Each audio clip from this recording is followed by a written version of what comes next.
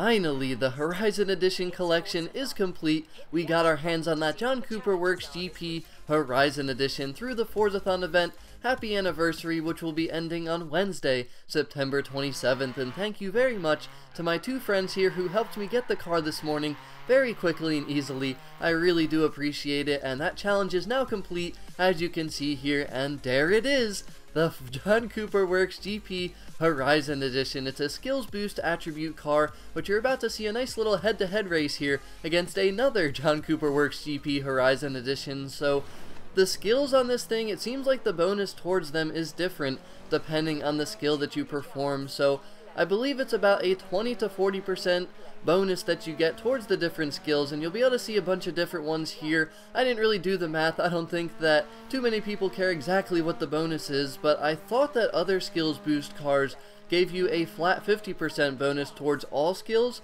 Maybe I'm wrong, it's been a while, I haven't really been paying attention to that, but it's cool to have a car like this because this is a perfect cruise car. You can just cruise around, do whatever you want, just get a lot of skills, drifting, wreckage skills, near misses, whatever you want to do with this thing, and you'll get a lot of skill score, which leads to more skill points and therefore more perks and the temporary perks that you need to buy over and over again. So in terms of looks with this Mini Cooper, I've never really been too into the looks of these cars. Don't really care for the looks at all, but these things are a ton of fun to drive in Forza Horizon 3. So sadly, they did do a motor swap, which is disappointing to me because the stock motor I actually think sounds very good, but regardless of that, this thing is still a ton of fun to drive, and they also swapped the drivetrain. This is actually a stock front-wheel drive car, but they made it all-wheel drive, but regardless of that, this thing still handles amazingly. So let's talk about the performance of this thing. Now, the first thing that I love about this thing is it feels like a little baby rocket ship. This thing launches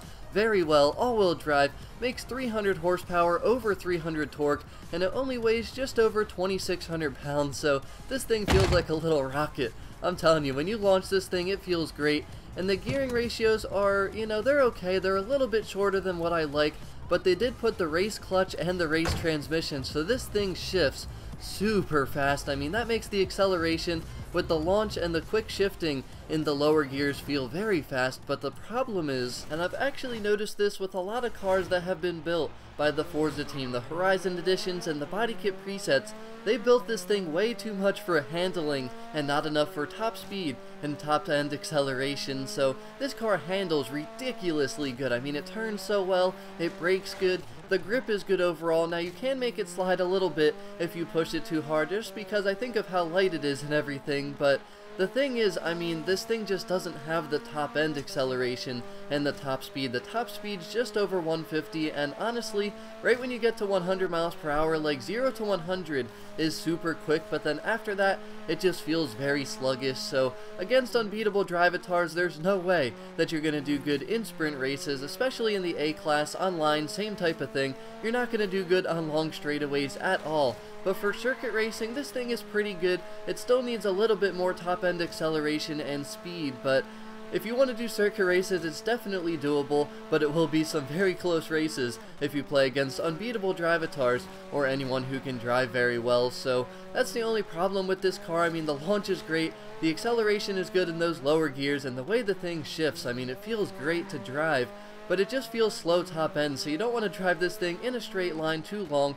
Definitely do not do sprint races, but at the end of the day, I think my favorite thing to do with this car is just to cruise around with it. It's so much fun, it handles great, and with the skills boost attribute, that's pretty much what it is best for. Now, if you're someone that doesn't have Xbox Live, or you forget about the event, you missed the event, whatever the case might be, that you somehow don't get this car from the Forzathon event where you can win this thing for free, should you get it from the auction house? That's probably the main question that a lot of people will have, and honestly, just simply put, I had so much fun driving this thing, so I think yes, even if you're someone who would have liked to race this thing, You can just obviously rebuild it, retune it, and make it exactly what you want it to be, but it's already a fantastic cruise car, great for getting skill score and skill points, and then therefore unlocking perks. And even though this thing will be rare and expensive from the auction house, I do think it's worth it, and I'm sure a ton of people are going to want to complete their collections. So that's what I think about this thing, but I'd love to know what everyone else thinks about this John Cooper Works GP Horizon Edition. Was it worth the wait to get this thing, or are you just kind of like, I waited all this time for this thing? This thing sucks. So let me know what you think, but as always, thank you very much for being here, and have a wonderful day.